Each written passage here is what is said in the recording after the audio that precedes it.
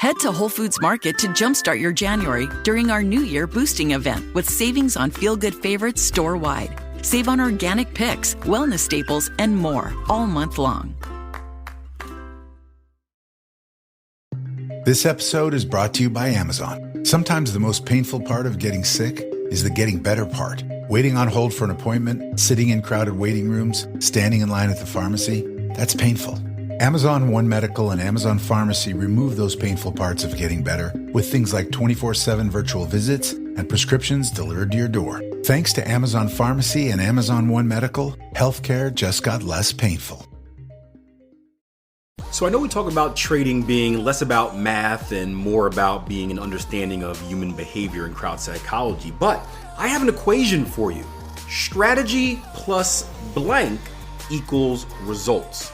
We're going to answer that question in today's episode of the Trading Coach Podcast, where we talk about adding filters to your trading strategy and how to determine if they are, I guess we can say, usable filters or non-usable filters. I don't know why I added an OR instead of the ER, but it's midday and I haven't had my coffee yet, so I'm just rambling. But it's a really cool episode because when we do add filters, there's the obvious question of, does it make our trading strategy better? Does it increase our performance or boost our performance?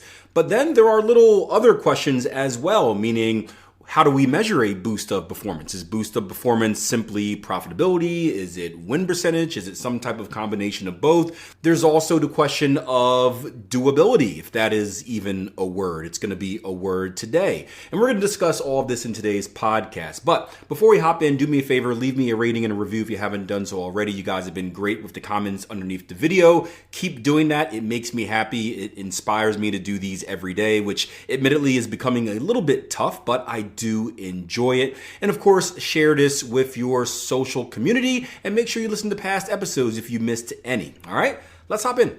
For step one, identify what you want your filter to filter. Like, what do you want to filter for?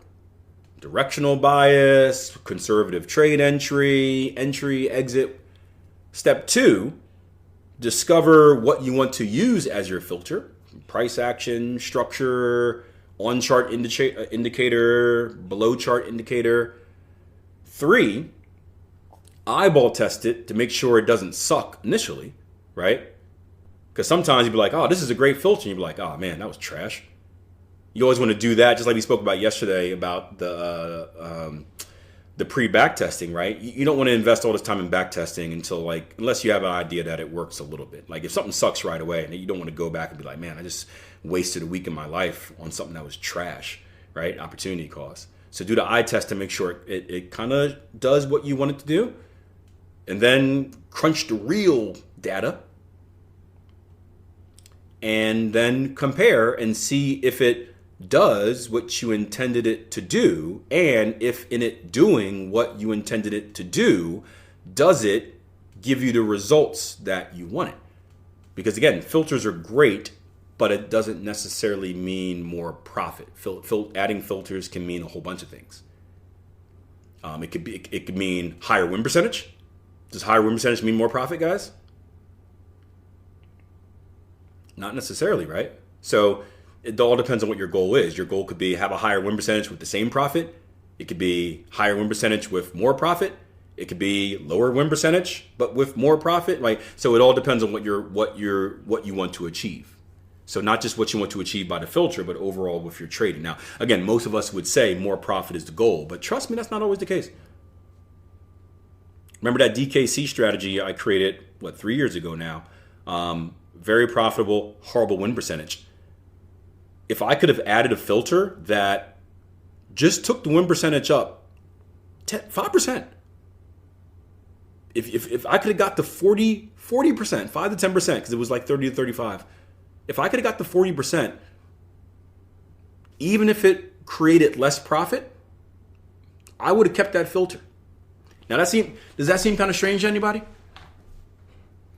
Why would you sacrifice profit? I get asked that question when I dump that strategy as well. Because it's not all about the money. No, and don't get me wrong. 15 years ago, I would have laughed at you and whipped out a white glove and smacked you. You've offended anyone of wealth. But years and years and years in the trenches, have taught me that psychology is the ultimate dictator of success, right? Because you can have the best thing in the world, but if you can't do it, there's no point, right? So like imagine we're in a race. I can pay for the best mechanics in the world, the best engineers in the world. They can make me the absolute fastest sports car ever. Untouchable. Right? If I can't drive it, am I going to win that race? No. Probably going to crash and die. Right? AKA blow your account. So I would actually be better off with a race car that performs worse, but something that I can actually drive. And that's how your trading is too, right? We everyone shoots for the highest percentage, the highest return on investment. But if you can't do it, in reality, there's no point. It's the same thing with professional sports, where it's like you want to play a certain way. I don't know how many guys are soccer fans. Man United is a perfect example of this right now. Anyone follow the Premier League at all? Man United is a perfect example of this, where Man United is this historically great club, arguably the most popular club in English football, right? But they sucked for a long time. They've gone through coaches. They made bad decisions. Long story short, they brought in this new coach from Portugal. And this guy's an awesome coach. But he plays a very specific way. So he has like a formation and a tactic that like, he's not like flexible. It's like, this is how I play. And this is how I get success. And he's bringing that to Man United. The problem is this. Man United doesn't have the players that fit his strategy. Meaning that he needs a certain type of player to do a certain type of thing for his very, very successful strategy, tactics, to win.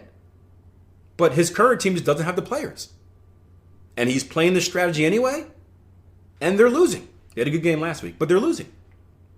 Because he just doesn't have the players to fit it. So it's a great example. No matter how good your tactics or strategy is, if you don't have the personnel that can execute it, it's pointless. You could have the greatest strategy in the world, but if you as a trader, if you can't execute it, either literally on the chart, maybe you're not able to be in front of your chart at the times you need to be. Maybe, my example in the range bar chart where I created a good strategy on the range bar chart, but it was just too fast for me to trade in real life. It was easy in demo testing and back testing because you can look at it for like 3 hours before you take it to signal. In real life, it moved too fast and there's too much slippage in the live market environments. Right? So either you can't actually physically trade it, or mentally you can't handle it. Then there's no point. So the key is you want to find something that works for you. I'll give you another soccer example. Arne Slot. He's a manager of Liverpool, who is they're number one in the table right now, but they were thought to be like in a little bit of a rebuild because they brought in a new manager. They didn't bring in any new players really. So everyone thought like, hey, they're going to have another disappointing year, wait till they buy some new players. But his thing is, wherever he's coached at, he adjusts his strategy to the players he has. So he looks at his players and says, okay, we can't do this. But we can do that. And he sets them up for success that way. And because he's playing a way that fits with the current players he has, they've been performing well. So as traders, we have to find that fit as well. It's yes, we want to make money, we want to win, but we need to do it in a way that is actually executable. And that's a hard battle for many traders because many of us are stubborn. So a very, very long answer to your question. I felt guilty for giving you such a short answer in the beginning, Dennis. But that's kind of the process that you go through. Now, one filter that is guaranteed to improve your trading 100% all the time, every time, is listening to the Trading Coach podcast on a daily basis. We have almost 1,100 episodes and more are coming each and every day. So make sure you make this a part of your trading routine. These things are short, they're sweet, which gives you the ability to go back and listen to past episodes that you missed as well. So I appreciate you guys joining. I appreciate all the kind words. Keep it up. And until next time, plan your trade, trade your plan. Take care.